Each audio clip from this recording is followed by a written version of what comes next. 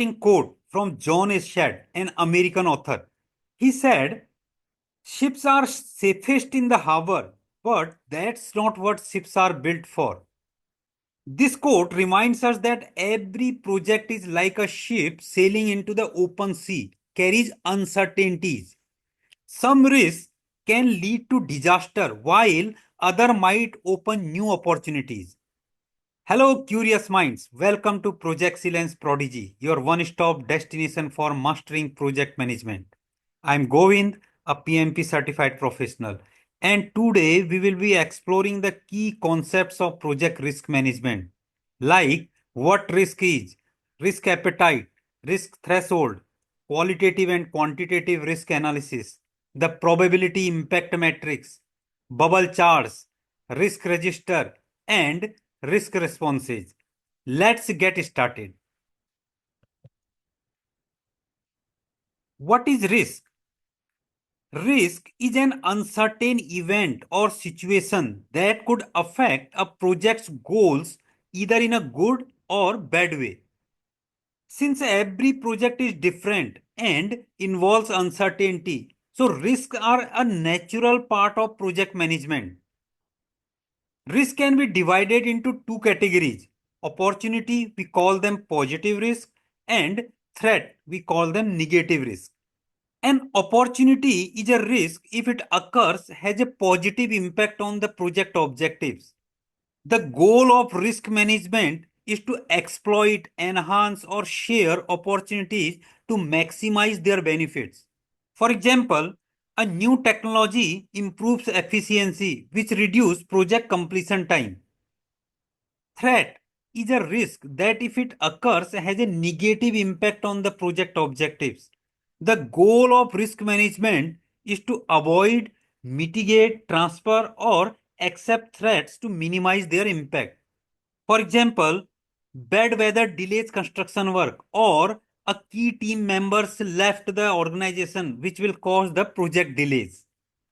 Issue. Issue is a current condition or situation that may have an impact on the project objectives. If a risk becomes an issue, so we must act. Another term is pure risk versus business risk. What is pure risk? Pure risk refers to the risk that involve only the possibility of loss with no chance of gain. These risks are typically beyond human control and often arise from natural disasters like accidents or unforeseen external events. For example, a fire damages the project site, which lead to the financial loss, or a flood delays the installation of a 20 megawatt solar power plant project. Business risk. Business risk refers to risk that can result in loss or gain depending on how they are managed. So these risks are usually associated with strategic decisions, market conditions, or operational factors. For example, investing in a new solar panel technology may lead to higher efficiency, which is the gain, or unexpected failure, which can be loss. Another example could be entering a new market may lead to either increased profits or financial loss due to the low demand. Risk in a project exists at two levels: individual level risk and overall project risk. Individual risk refers to specific uncertain events or conditions that may impact one or more project objectives, either positively or negatively. So these risks are usually recognized and addressed at the task or activity level within a project. For example, a critical electrical engineer who was responsible for designing the electrical system is unavailable due to the sickness. So the engineering design phase will be delayed, which will affect procurement and installation schedule as well. Overall project risk. It is the total impact of all small risks and uncertainties on a project. It shows how much the project's final outcome might change and how much that change could affect the people involved. For example, in solar power plant project, there is a risk that solar panels might arrive late. There is a risk that bad weather might delay the installation. there is a risk that cost might increase due to the inflation. So each of these is a small individual risk, but when you combine them all, they affect the entire project, which will delay the completion, increase the cost, and reduce the power output. So overall project risk is the total uncertainty in the project and how much it could impact the stakeholders like investors, clients, or government regulators. Next topic is risk appetite. Risk appetite means how much risk an organization or individual is willing to take to achieve the project objectives. It is a broad qualitative statement that defines whether an entity is risk taking, risk neutral, or risk averse. Risk taking individual or organization actively seeks or is willing to accept high levels of risk to get the greater rewards. They believe that the potential benefits outweigh the possible negative outcomes.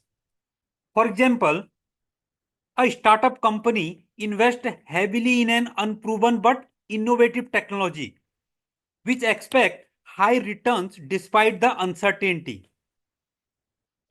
Risk neutral individual or organization makes decision based purely on expected outcomes without preference for or against risk. They evaluate choices based on potential gains or losses, treating all risk objectively. For example, an investor who focuses only on the expected returns of an investment, regardless of the risk involved, as long as the potential profit is reasonable. Risk averse individual or organization prefers to minimize exposure to uncertainty and avoids high risk situations, even if they offer high rewards. They prioritize stability and security over potential gains. For example, a company chooses to invest in government bonds instead of stocks because they prefer low but guaranteed returns rather than high but uncertain profits. Next topic is risk threshold. Risk threshold is the specific limit beyond which a project or organization will not tolerate the risk. It is a quantifiable measure that defines the maximum acceptable level of risk before action must be taken. For example, a company is constructing a 20 megawatt solar power plant and it has set a risk threshold for cost overruns. The company has allocated $20 million for the project and the management has decided that cost overruns beyond 10%, which means $22 million, will not be acceptable. So if cost exceed this limit, so they will cancel or restructure the project. Another example could be a factory uses heavy machinery and the management has decided a risk threshold for workplace injuries. So, if more than 3 incidents occur in a month, the factory will pause the operation to review and improve the safety measures. And if the number of incidents stays below 3, the operations continues with the regular safety training. So, the 3 incidents per month limit is the risk threshold. Beyond this, the action must be taken. Next topic is qualitative risk analysis. This is a way to evaluate and rank the risks based on how likely they are to happen and how much they could affect the project in terms of cost, time, quality, or scope. Instead of using complex calculations, it uses the expert opinions, past project data, and rating scales to assess the risk. Key techniques we use in the qualitative risk analysis are probability impact matrix. This is a chart that helps visualize how serious the risk is. We use the bubble chart, a graphical way to compare the multiple risks at once. We use the expert judgment, the knowledge or experience of the professionals to assess the risk. Quantitative risk analysis. It is a method that uses numbers and statistics to measure the how risk could impact the project. It helps estimate the possible outcomes more accurately which allow the better decision making and planning for unexpected issues. So many key techniques are used in the quantitative risk analysis, like Monte Carlo simulation. So we run multiple scenarios to predict the possible result. Decision tree analysis. We use a tree like model to evaluate different choices and their risk. Sensitivity analysis, which identifies which factors have the biggest impact on the project outcomes. Next topic is risk probability and impacts. Risk probability is the chance that a specific risk will happen. It is often shown as a percentage or ranked as very high, high, medium, low, or very low. Risk impact is the effect a risk will have on the project if it happens. So it is assessed based on key project areas like for time, how much will the project be delayed, cost, how much extra money will be needed, quality, will the final product meet the required standards. If we see this chart here, so left hand side is the probability shown in the different level, very high, high, medium, low, very low, and likelihood in percentage. And this right hand side is the impact from here, schedule, cost, and quality. Here is the description of the risk. So the probability level defines the qualitative categories of risk likelihood from very high to nil. And likelihood is the percentage, provides a numerical range which represent the probability of the risk occurring. So here very high probability means greater than 70%. So the what is the risk here?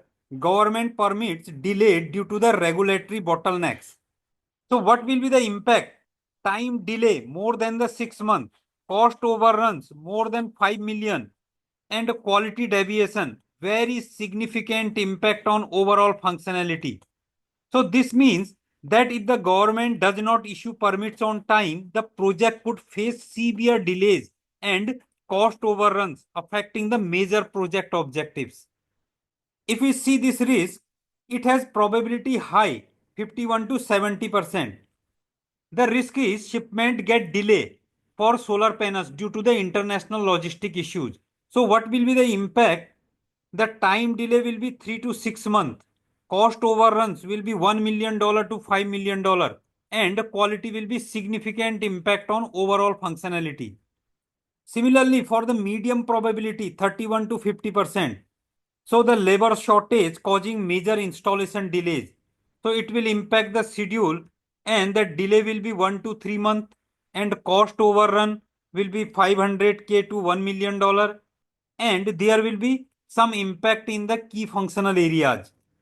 Similarly, we have other risk as well, which have probability level low, very low, and the impact level is comparatively low. Probability impact matrix. Probability impact matrix is an important tool in qualitative risk analysis. It helps project managers decide which risk need more attention by analyzing the probability, how likely the risk is to happen, and impact, how much it will affect the project goal like time, cost, scope, and quality. So the matrix is useful for assessing both threats. We call it negative risk. So risk that can cause the problems in the project, and opportunity, positive risk, risk that can create the benefits for the project. We determine the risk score. The formula to get the risk score is probability into impact. If you see this chart here, so the probability is shown in the vertical axis. So the probability value is ranging from zero point 0.1 to zero point 0.9, means 10% to 90%, which represent the likelihood of a risk occurring. And it is categorized from very low, low, medium, high, and very high. Horizontal axis is the impact. So here halfway it is negative impact and this side we are showing the positive impact. Again, it is ranging from 0.05 to 0.80, means 5% to 80%, And this way also 0.05 to zero point 0.8 means 5% to 80%. Negative impact will harm the project and the positive impact will benefit the project. So these are categorized from very low, low, moderate, high and very high. Similarly here very low, low, moderate, high and very high. So the probability impact score is calculated by multiplying the probability value by the impact value. See here, if a low probability zero point 0.1 risk has a very high impact 0.8, so the risk score is 0.1 multiplied by 0.8, 0.08. So similarly, if probability is zero point 0.3 and the impact is zero point 0.8, so zero point 0.8 into 0.3, 0.24. So if probability is zero point 0.9, very high, and impact also very high, zero point 0.8, so zero point 0.8 into 0.9 is 0.72. So higher scores indicate more critical risk. If we see the opportunity side here, let's say the probability is very high 0.9 and impact also very high 0.8, so multiplication will be 0.72. So higher pi score means the higher priority for exploitation, so we should exploit it to enhance the benefits. Bubble chart: detectability, proximity and impact. When project risks are evaluated using more than two factors, a basic probability and impact matrix may not be enough. In such cases, we use the bubble chart to visually represent the multiple aspects of risk. Bubble chart is a three-dimensional risk visualization tool where x-axis shows the detectability, means how easily the risk can be identified before it affects the project, and y-axis is the proximity, how soon the risk is expected to happen, and bubble size represents the impact value, means how severe the risk effect is on project goals. If you see this chart, so this area is the most dangerous because it is high proximity, high detectability and large impact. So large bubbles in this area are totally unacceptable. Why? High proximity means risk is about to happen soon, and high detectability, risk is easy to detect but that does not reduce the impact. And if there are large bubbles, so means serious consequences. So this area, why dangerous? Even though the risk is detectable here, but its a high impact and immediate proximity make it a priority risk. For example, a well-known design flaw in solar inverters that is set to cause massive failures in the next month. Bottom left corner, low proximity, low detectability and small impact. So low proximity means risk is far in the future. Low detectability means risk is hard to detect but its small impact makes it less concerning. Why acceptable? Since the impact is small and the risk is far away, it does not require the urgent attention. For example, there is a minor misalignment in the solar panel mounting, so which may reduce the efficiency slightly in the long term. So we shouldn't be very much worried on that. Next topic is risk register. Risk register is a project management document that records all identified risks, their analysis, and planned responses. It is an essential tool in project risk management which helps project managers track and manage risk throughout the project lifecycle. Here we can see a sample of risk register. It has various components. Risk ID. It is a unique identifier assigned to each risk for easy reference and tracking like R001, R002, R003 or any other code. Category is the classification of the risk based on its sources or area of impact, like supply chain, technical risk, financial risk, or environmental risk. Risk description means a brief statement describing the risk event that might occur. For example, here, delay in solar panel delivery from the supplier. Cause, the reason or trigger behind the risk.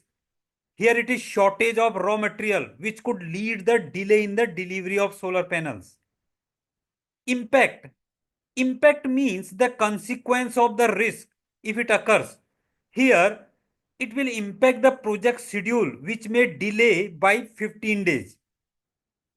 Probability means the likelihood of the risk occurring. It is often recorded as low, medium, or high, or as a percentage. Here it is high, 0.7 means 70%. Impact level, the severity of the risk effect on the project, also rated as low, medium, or high. Here it is high, 0.8 means 80%.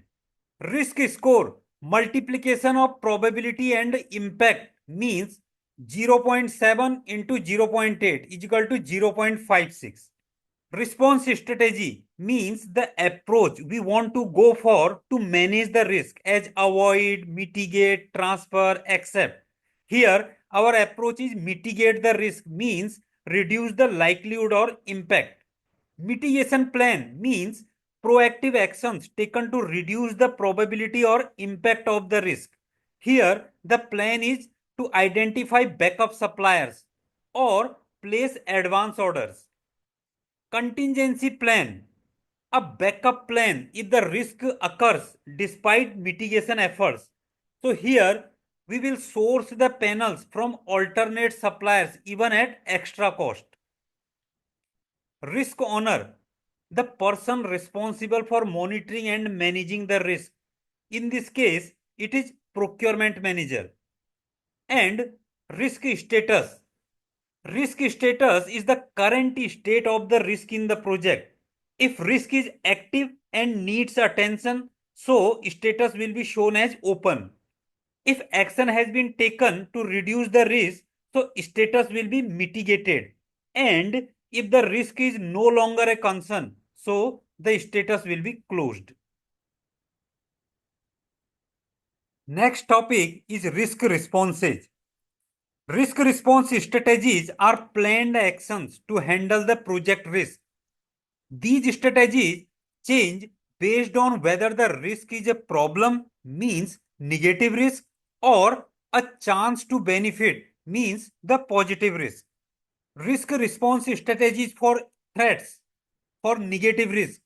So, what are these? Escalate, handing over the risk to higher authorities. For example, suppose the construction site is delayed because the government approvals for land use are taking too long. So the project team does not have the authority to resolve this issue. So instead of managing it at the project level, the issue is escalated to corporate management or the legal teams who have relationship with the government bodies, and they can resolve this matter easily. So once it is escalated, the project team does not track it further, but it is recorded in the risk register for information. Next strategy is avoid, means eliminating the risk completely. For example, a risk that construction during monsoon season may delay the foundation work. So instead of risking delays and cost overruns, the project team decides to schedule the foundation work during the dry season when weather conditions are favorable. So this action removes the risk entirely by ensuring that rain will not impact the project. Another strategy is transfer, shifting the risk to a third party. Suppose there is a threat, expensive solar panels may get damaged while being transported to the site. So the transfer action will be the project team purchases insurance for transportation so that any financial loss due to the damage is covered by the insurance company. Mitigate, reducing the probability or impact of the risk. So suppose we have one threat, high capacity inverters needed for the plant have a long lead time which could delay the project completion. So what will be the mitigation action? The project team places an early order for inverters and keeps a secondary supplier on standby in case of unexpected delay, except acknowledging the risk without taking immediate action. For example, there is a risk there could be the fluctuation in the price of copper cables. Since price fluctuation are unpredictable and buying in advance is not cost effective, so the project team decides to accept this risk and adjust the budget if needed. A contingency reserve is allocated to cover the potential price increase. Risk response strategies for opportunities. What are these? Escalate, passing the opportunity to higher authorities. For example, government announces incentives for renewable energy project. So this is the opportunity. Since leveraging this opportunity requires strategic decisions at the corporate level. So the project manager escalates the opportunity to the top management or the finance department. If it is approved, so these benefits can significantly improve project profitability. But the project team does not track this opportunity further after escalating it. Exploit, ensuring the opportunity is fully realized. For example, high efficiency solar panels reduce energy losses. So the project team will exploit it. They will ensure the new panels are procured and installed to capture the full benefit of increased energy generation. Share, partnering with a third party to capture the benefit. For example, a well-established local construction company has experience in solar panel plant site preparation and it offers a cost sharing agreement to complete the land leveling faster. So what the project team can do, the project team partners with this contractor which will reduce the cost and accelerate the project timeline. Enhance, increasing the likelihood or impact of the opportunity. For example, procuring major equipment earlier to avoid the price hikes. Suppose the market analysis suggests that the price of solar inverters and transformers will rise by 15% in the next 6 months. So the project team places bulk orders ahead of time. So which secure lower prices and saving the cost. Except acknowledging the opportunity without proactive action. Suppose the weather is better than expected, which allow faster installation of solar panels. So the project team does not actively accelerate work, but remains flexible to take advantage of the situation if it continues. If the favorable condition persists, the project may finish ahead of schedule, but no extra effort is invested upfront. Another interesting topic is contingent response strategies. Contingent response strategy is a risk management approach where a response plan is prepared in advance but only executed if predefined trigger events occur. These responses help in handling risk proactively while ensuring the efficient project execution. And if the contingency plan does not work as expected or if the situation worsens, so fallback plan is used. Suppose we have one risk, delay in grid connection approval from the utility provider. Means without grid approval, the solar plant cannot be commissioned. Project cannot be handed over to the customer. So in this case, primary risk response would be engage with the utility provider early, submit all required documentation on time and regularly follow up to ensure timely approval. Contingent response strategy. We will set one trigger event if suppose the utility approval process exceeds 4 weeks beyond the planned date, so the contingency plan will be activated. Contingent response action. We will set backup action if primary response fails. So we conduct the temporary commissioning of the solar power plant using the backup load banks to test the plant performance without the grid connectivity. What is fallback plan? If approval is further delayed, we initiate the discussion with an alternative energy buyer, like industrial consumer, for a temporary power purchase agreement. Secondary risk. Secondary risk is a new risk that arises as a direct result of implementing a risk response. It is not part of the original risk, but it emerges due to actions taken to mitigate or respond to a primary risk. For example, our primary risk was delay in grid connection approval from the utility provider. And the risk response, the project team decides to use the backup load banks to test the plant's performance temporarily. What could be the secondary risk? The backup load banks might overheat or fail, which may lead to potential equipment damage or inaccurate test results. Another term is residual risk. A residual risk is the remaining risk that still exists even after the planned risk response has been applied. It is an accepted level of risk that cannot be fully eliminated. For example, our primary risk was delay in grid connection approval from the utility provider, and the risk response was the project team successfully tested the plant using backup load banks to proceed with commissioning. And what would be the residual risk? Even after testing with load banks, there is still a risk that the plant may experience. What could be unexpected grid synchronization issues, and it will be realized once the actual grid connection is established. So that's all for now. I hope you have enjoyed the content and the delivery. Let's take a short break and I'll return soon with more project management material. Before we part ways, I'd like to ask you to kindly show your support by liking and subscribing to my channel. Your engagement means a lot to me. Namaste, goodbye, Sampai Jumpa.